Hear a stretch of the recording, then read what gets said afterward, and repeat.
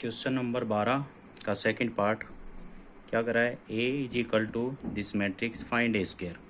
तो A square means हम ए square को हम कैसे लिख सकते हैं, ए इंटू ए मीन्स क्या हुआ, ए मैट्रिक्स की दो बार product. So cos of two theta sine of two theta minus sine of two theta cos of two theta.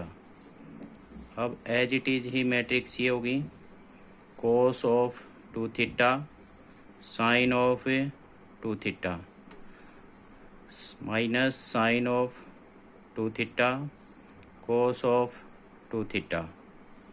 ये भी 2x2 की मैट्रिक्स है, ये भी 2x2 की मैट्रिक्स है। So this column is equal to row are equal.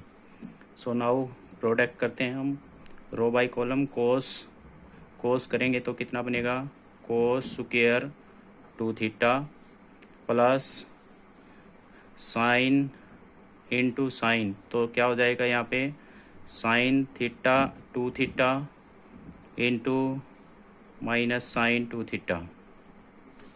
फिर first row का सेकंड कॉलम के साथ करते हैं, तो cos two theta sine two theta plus sine two theta cos two theta.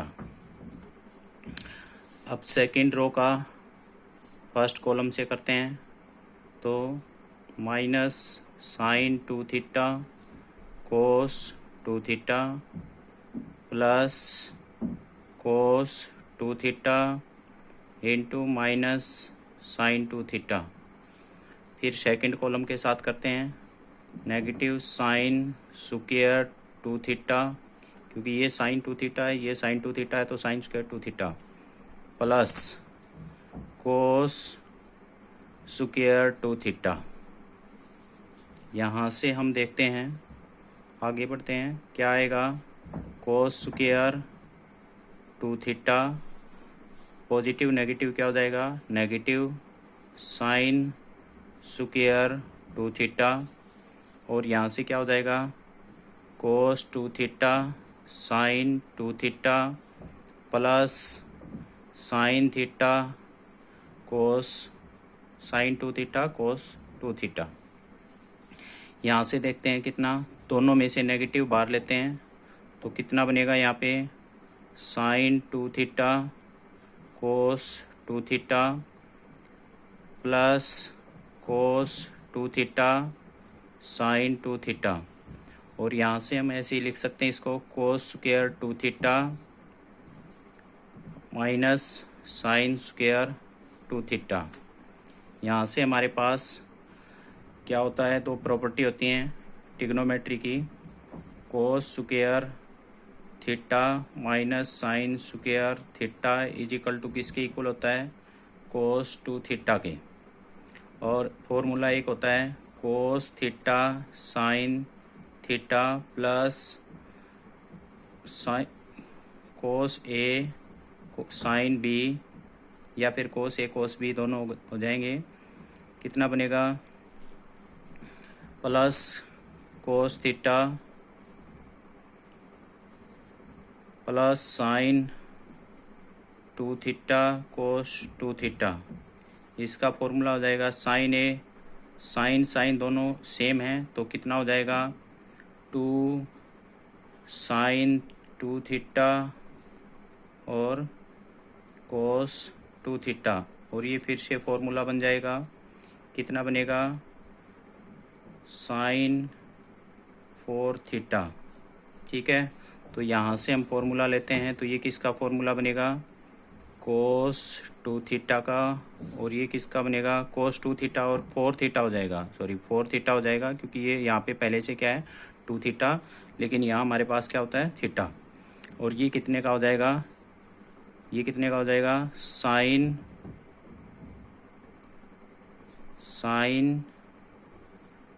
Four theta, और ये कितने का हो जाएगा, minus sine four theta. Sine 4 theta, और ये फिर से किसका फॉर्मूला हो जाएगा, कोस 4 थीटा। सो आपका आंसर क्या हुआ लास्ट में, cos 4 theta sine 4 theta minus sine 4 theta और कोस 4 थीटा।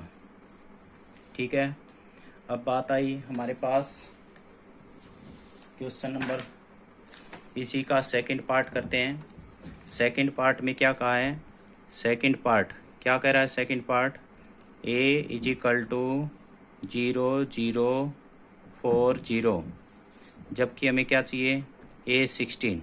तो a 16 डायरेक्ट नहीं निकाल कर हम क्या निकालेंगे, a स्क्वायर निकालेंगे। पहले a स्क्वायर निकालेंगे तो क्या हो जाएगा, a इंटू ए लिख सकते हैं।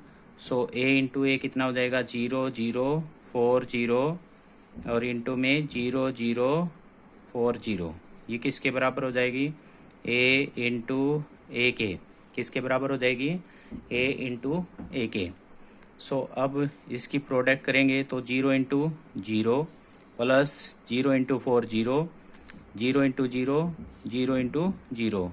सो फर्स्ट रो का फर्स्ट कॉलम से और सेकंड कॉलम से 0 0 आंसर आया।